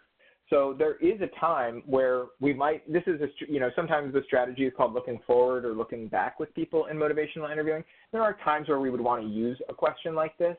If you all have any other suggestions of how we might rephrase this question to maybe make it feel a little less charged, right? So I think the tone here or a couple of changes in the wording of this question might be helpful. And as long as we're in the right phase or in the right process of engagement, this might be a useful question. Some of the suggestions I see coming in,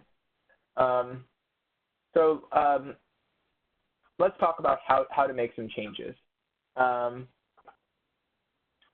What will life be like if you continue these habits? Yeah. So I think that to me sounds like a much more neutral way of what would life be like is a lot more neutral than how do you expect things to turn out. Something about the word expect just, to me at least, it strikes me as pretty charged, right? Again, there's sort of that assumption behind it. And I think we can sort of even validate where people are at. So we might say, like, it sounds like you're considering just keeping things the way they are. What do you think might happen? And so when we're asking people to sort of look ahead to the future, we're asking them, what are the drawbacks of continuing to do this? And just like a couple words can make a big difference. So to me, like, when I think about the question, what do you think might happen? The words think and might are very powerful, right? I'm not saying this is definitely going to happen to you. And instead, I'm sort of asking the person to just imagine a possibility. So yeah, other suggestions that came in. What types of changes would you like to pursue? So again, that I think actually gets to the idea of like shifting focus. What would you like to change in order to make things better in your life? I think that's pretty much along those same lines, shifting focus a little bit. And again, someone else suggests, what does your future look like if you stop using?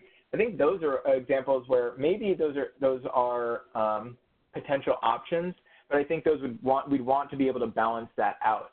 And so what does your future look like if you stop using? I would want to use that maybe after asking people, well, what's the future going to look like if you keep doing what you're doing, right? So I think talking about the status quo can be helpful in creating the safe place and saying, hey, I am acknowledging it is a realistic possibility that you might just not make a change, that you might keep doing what you're doing.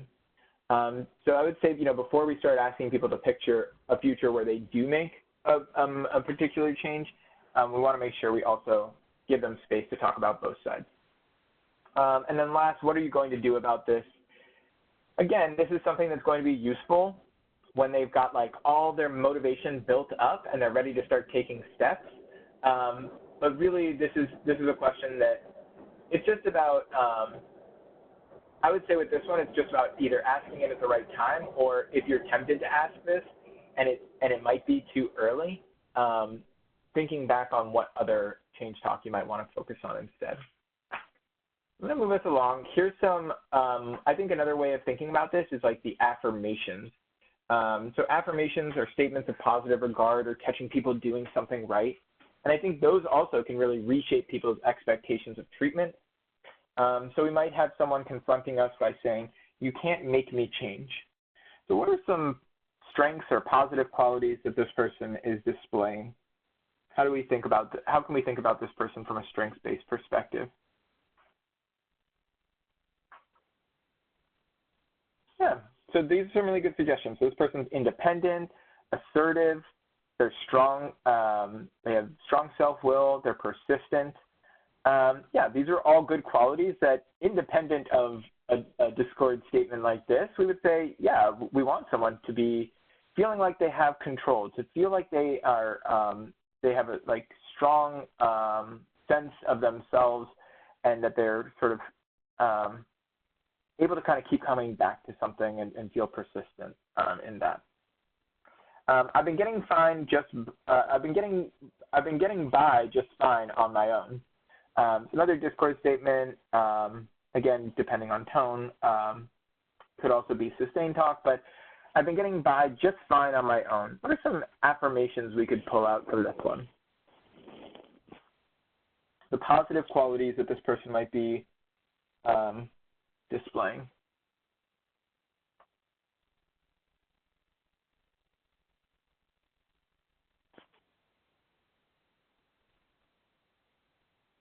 Mm-hmm.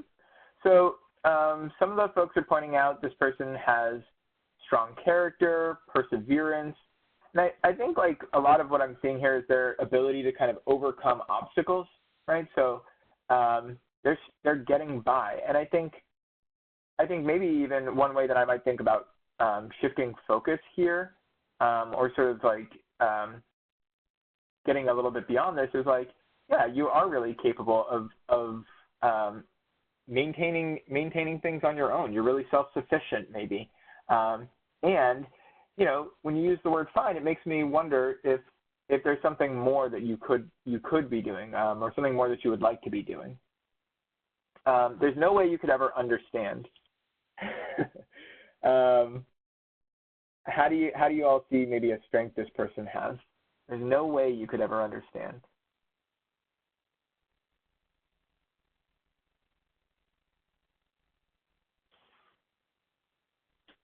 This one's I think a little challenging. Again, I'd say here there's really like a challenge in terms of I guess you know, this is a challenge to our ability to empathize with the person and to express acceptance. I think I'm seeing some other suggestions coming in here, which is I think some of the suggestions that are coming in are examples of like really useful reflections. So you feel that you are on your own is like one suggestion, and then another person said a person who you're not afraid to be on your own. So that's kind of an affirmation out of that reflection. Another person who says, you know, well, teach me, right? You're an expert in your own life. And I think that's a really good example of kind of essentially an open question that we might ask the person to like help us understand and show them, you know what, you are right. So another one in here that I like is a person says like, yeah, you've been through a lot. You're really strong, right? No one's got that same experience as you. And so this person I think is also expressing a lot of confidence, but also they've got a unique experience and a unique view on the world. And then the last one here, you don't know what you're talking about. You don't know what you're talking about. I think this one falls in pretty similarly with the previous example about like challenging sort of like our basis of knowledge or our experience. So I'm going to keep us moving from this one so we can get to reflections here. Most of these reflections we're probably pretty familiar with. Agreeing with a twist and coming alongside with the negative are things that are specific types of reflections that get talked about with discussions of discord. So agreeing with a twist, one example that I have here is, you know, so let's say that somebody is with a partner or with a family member who's giving them a hard time about their substance use and making them kind of feel shame about it, throwing it up in their face, whatever it might be, right? We might say, you know, it makes you mad and you don't always want to feel that way, right? So agreeing with a twist. We're agreeing that like that is something that is upsetting to them and there's a reason why they, like there's something there that's pulling them to make a change. That they don't always want to feel that way. So we're essentially sort of almost directing them towards giving us reasons for change. And then coming alongside the negative, I would say be really careful with this because it's something that we want to use very sparingly. But again, particularly when we've been like working with someone for a while and something just sort of seems totally out of reach, that there is something to be said for the fact that we can sort of identify that they might be struggling to make this change, and essentially just saying something like this might not be the right time for this particular change, right? And the hope is either that they feel heard and recognized about how challenged it is, or they might even push back on us and in the same way that an amplified reflection works, actually come and tell us about how they could actually make some adjustments. Some reflection examples. So an individual might say, this is my parents' idea. I don't really need to be here. For me, I feel an impulse to ask questions when I look at this. So I might say like, oh, well, what makes you say you don't need to be here? But that would be asking for sustained talk. Or I might say like, you know, well, why do your parents think you need to be here? And I think especially with adolescents, we want to be careful about appearing to just sort of take the parent's side too quickly. And we want to, like, in some ways give some power over to the youth in the session, because in general, between ourselves and that adolescent, or between the parent and the adolescent, they are generally not in a position of power. So it can be challenging to find places to give that power over to them. So simple reflection, just you'd rather not be here. Feeling is you're upset that they made you come here, so we want to focus on like how this makes them feel.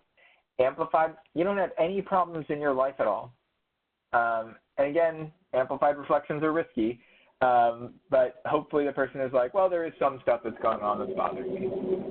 And then the double-sided reflection, on the one hand, you don't feel like you need to be here, and on the other, you still manage to show up and give it a shot. Right, so again, we're sort of finishing on that more change, on the change talk side, which is they're actually taking a step, even though they have some reluctance about it. Here's a similar example using summaries. So summaries really are just like a little bit longer version of a reflection in many ways. And they might end with a question or statement of hope. But this is an opportunity to shift focus in the same way that we might acknowledge the sustained talk or acknowledge people's reluctance, and still try to like move them back towards the change or the opportunity for change. So you don't really think you need to be here. You're self-aware, and coming here is more so something that others want you to do. You followed through with your commitment to come here. So how can we make the best use of our time together, right? So again, we're making time to attend to sustained talk and then trying to shift focus to move away from it, to move away from the parts that'll just make them feel stuck. One other additional strategy here, sometimes this gets sort of thrown in with ORs, but the elicit, provide, elicit framework, especially when we have to provide some kind of information to either a parent or a spouse or a partner, but also to the individual who we're working with as well. I want to start by just coming from their own experience. So eliciting, asking about what they know, or just asking for permission to provide some information, providing the information, and then asking for their input and feedback about it. So I put a couple examples of what this might look like in here. So we might ask, what's been your experience with therapy in the past? And if the individual says, it's just one more person who thinks I'm the problem and takes my parents' side and everything and won't listen to me, we might say, you don't like the way you were treated in the past. I want you to know I use a person-centered motivational interviewing approach, which means my job is to support you in achieving the goals that you identify for yourself. So how do you think this type of approach might work for you? Again, we're sort of showing that we're hearing them. We're reflecting at the beginning and maybe listening back. We're showing that we're tailoring what we're doing and offering to them based on what they've given to us, and at the same time providing some information and seeking their input about how that might work for them. One more quick example here. What do you know about drug overdose, or can I offer you some information about overdose risk? I mentioned at the beginning, but overdose prevention is a passion of mine. And so this is, I think, a really good way. What I will say is no one likes being told something they already know. So before I start launching into a spiel when I'm engaging with someone about overdose and overdose risk, I always have to check myself. Again, this is like a slowing down moment, and just ask them, what do you already know about this topic? And so this is one of the ways that I do that, to ask about overdose risk, and then kind of fill in the gaps. Anything that they haven't named specifically about the overdose risk, so it might be lower tolerance and the risk of overdose, or mixing drugs, or using alone. I'm just kind of being attentive to what are the key risk factors that they're naming that I can both affirm that they know about, and then kind of fill in some holes. And then follow up with the question, what do you make of that? How does that impact the way you currently use? We're going to take a look at a video here and go into just looking, we won't watch the full video here, but we'll watch maybe the first 5 minutes and just watch. This is a client who is reluctant to engage in treatment, has some skepticism about the process and about their need to engage in treatment. And so we'll just sort of take a look here. Keep an eye out for what the counselor's doing in this session. And if you can, notice the specific behaviors or phrases they're using.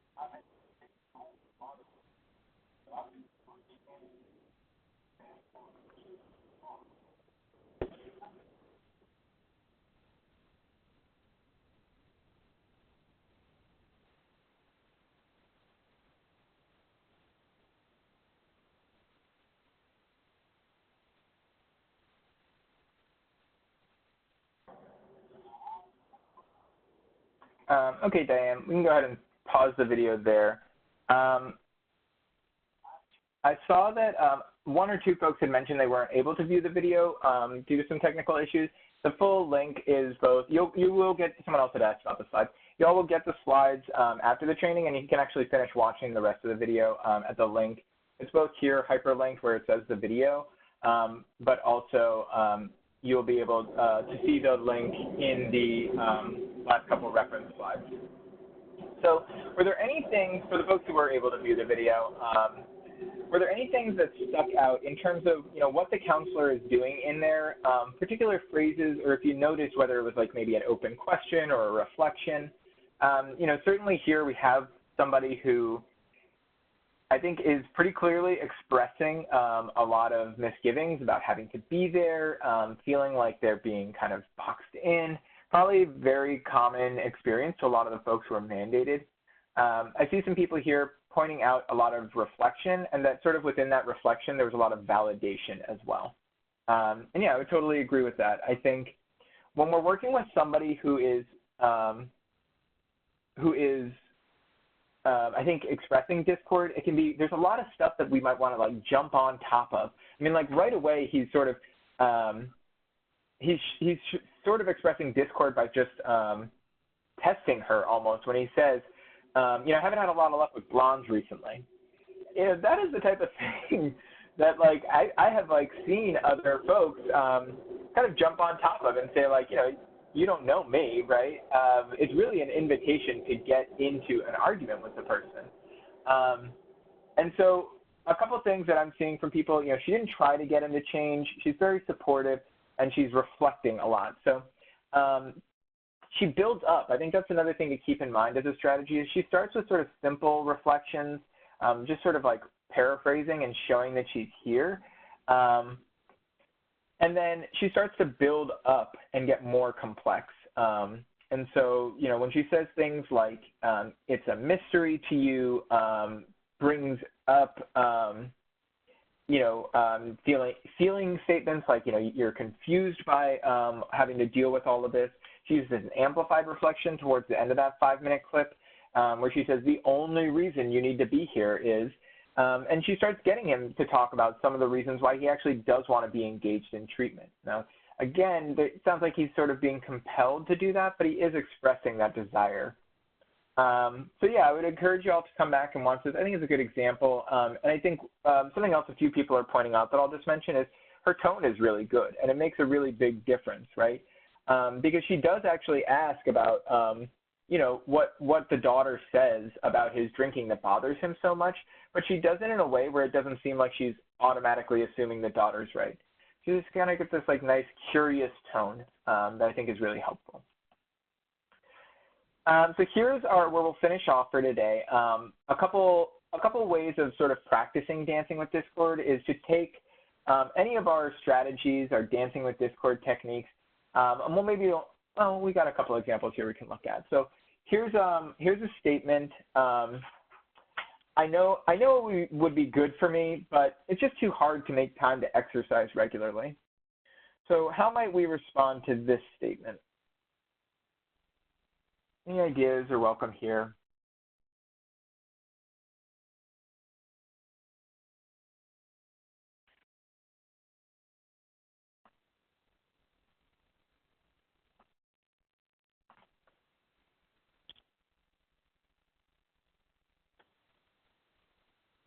So again, like part of what we're seeing is, this is some sustained talk. And yeah, I think even just reflecting back and not being kind of pulled into arguing about the benefits of exercising, right? Instead of kind of getting pulled into that, I think part of what we might just reflect back is that there is some part of them that knows it would be good for them, right? So someone offered up a double-sided reflection. So on one side, you know it'd be good to exercise, but it also seems difficult to make time for it. So that kind of idea of reflecting, offering the double-sided reflection. And in general, when we do the double-sided reflection, we do want to try to focus on ending on the change talk. So instead, I would just sort of turn that around and say, you know, it seems really difficult to make time for this, and you also know that it would be good for you, right? So that's one strategy we see there that might be good for that one. Everyone is blowing this out of proportion. So I drank it a little too much at the holiday party. Here we see an example of discord, maybe minimizing a little bit and kind of even blaming this on other people, right? It's just sort of their fault, their perception of what's happening here.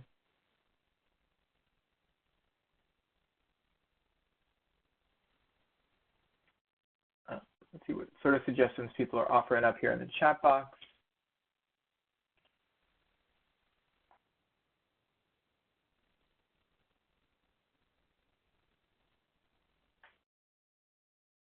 I think, yeah, so in terms of reflections that might be helpful here, you know, there does seem to be an acknowledgement that this person did drink, I'm just saying that they did drink too much at the holiday party. And I think that's like a good surface reflection, right? You drank too much at the holiday party. They're sort of naming that. And I think one of the ways that we might even soften that statement, just so it doesn't feel so accusatory, is a small change like you drank a little too much at the holiday party. You drank a little more than you would have liked, that sort of thing. And then someone else is referencing autonomy here. So coming back to emphasizing autonomy, right? At the end of the day, you're the one who gets to decide how much you drink, right? I think an amplified reflection is like, you know, we might say like, you know, you drank a little too much at the holiday party. It didn't cause any problems at all. You know, amplifying the reflection, sort of making it more clear there, and hopefully getting the person to say, well, there were some things that happened as a result. I think someone else mentions, you know, others are making this a bigger deal than it really is. Those are more surface reflections. I think show the person we're sort of listening to them. Last example here, I tried all of those things and nothing worked. Don't you get it? So again, this is more discord that we're seeing from the person, and I think also really some frustration about like how hard it is to make a change. And when someone's challenging us by saying, "Don't you get it?" I think that is a shift that sort of they don't know that we do understand.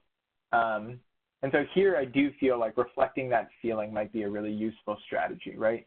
You're feeling really frustrated because there's a part of you that really wants to make this change, right? So I think that can be a way of sort of reframing. I tried all those things and nothing worked, is reframing that as sort of the persistence. And we mentioned kind of some of the affirmations about persistence also, like you've really given this your best effort and you keep coming back to it.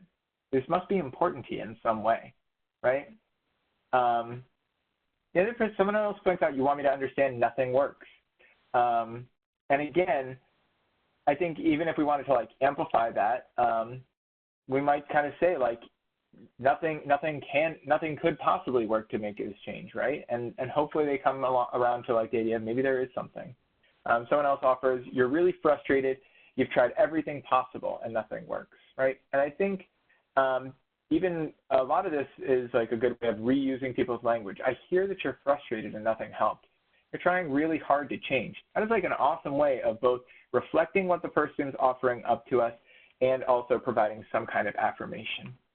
So this is a great exercise to practice with your coworkers, especially if you have like a personal example that like, you know, someone said this in session, and to start kind of offering up these discord or sustained talk statements and just getting practice kind of responding to them in an am-I adherent way without getting pulled into the desire to maybe make that argument.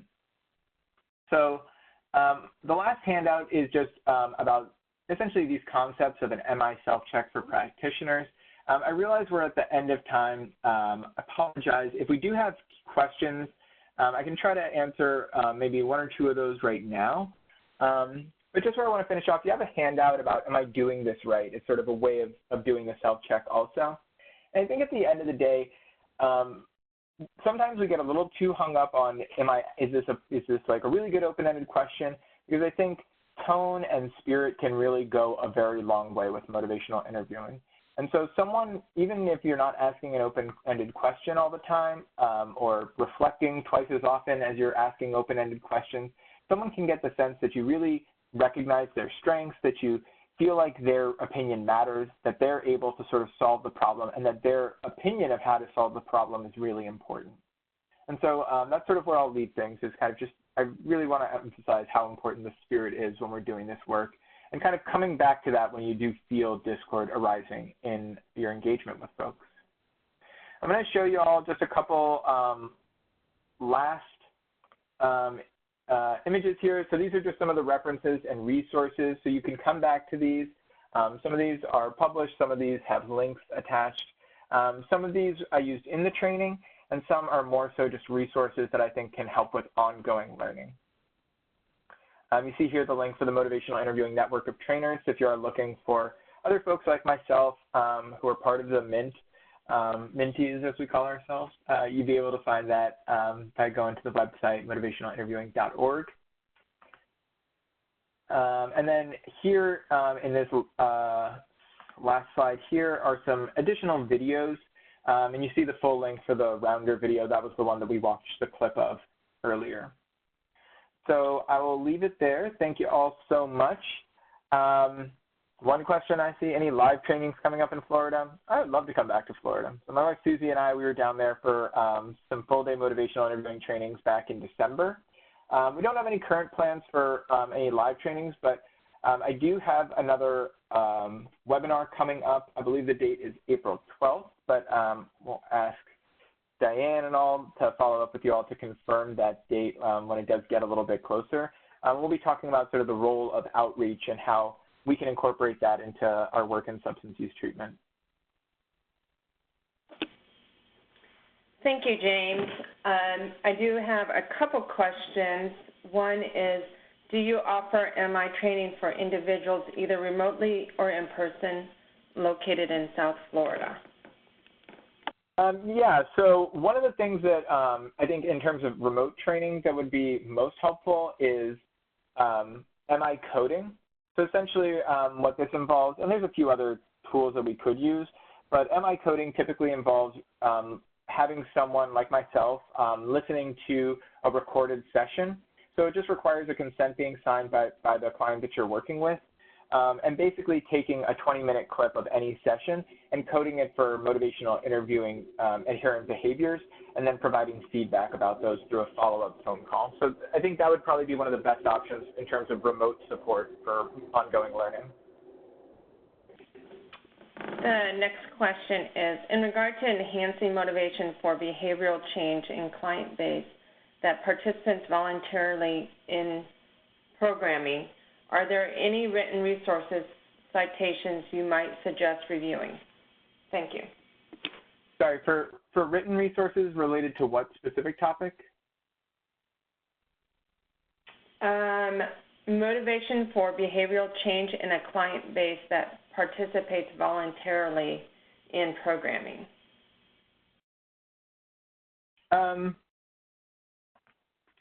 I guess in terms of, well, so the main resource that I would recommend in terms of like ongoing practice for that, in general, I think a lot of this is really applicable to voluntary. I think the real challenge that we kind of touched on a little bit in the webinar is the challenges that come up when people are involuntarily required to participate or sent to treatment. So I think especially with clients who are voluntarily participating, some of this stuff might feel a little bit more like an easy fit. But I would just reference this book that's here in the resources, David Rosengren's book, Building Motivational Interviewing Skills, a Practitioner Workbook. These are skills that can either be practiced individually or I know I've worked with organizations that actually where they developed monthly consultation group where a group of practitioners would get together and practice motivational interviewing skills as a group. So finding opportunities like that is a good way to continue building those particular skills. And then I'll also just note someone put into the chat box here that the AHEC can provide live motivational interviewing trainings in Florida. So I think ultimately continuing to practice this, this isn't the kind of skills that we just learn in a one-day training or in a 2-hour webinar, as hard as I try. But these are the kind of things that whether it's live in-person training, coaching and feedback, individual practice with supervisors, or continuing to use it with clients, finding group consultation opportunities, really ongoing practice is the key to developing and maintaining gains that we make in using motivational interviewing. Thank you, James, so much for your time and your expertise today. And we are going to go and conclude this webinar. So as we conclude today's webinar, your browser will take you to an evaluation on FADA's new website. If you want to receive CE credits or a statement of credit for this event, please complete the evaluation. You will be prompted to register or sign in to complete the evaluation. You can register as a visitor at no cost. For CEs to be reported to CE broker for Florida licensed healthcare practitioners, you must provide an accurate Florida Department of Health license prefix and number the first time you register.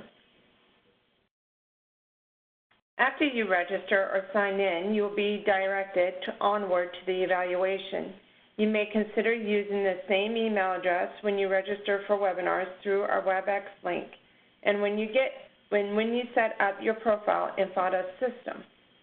This helps connect your attendance and your profile. You will get a second opportunity to complete the evaluation through a follow-up email later today in about 30 minutes. The sender will be Messenger at WebEx. Your evaluation will close at midnight on Sunday, March 3rd. We do not email statements of credit. Instead, after we verify attendance and completion of the evaluation, a statement of credit will be generated as a journal entry within your profile. Thank you for participating in today's webinar. We'd also like to recognize and thank especially the Florida Department of Children and Families Office of Substance Abuse and Mental Health for funding today's education. Have a great rest of your day, and please hold for the evaluation.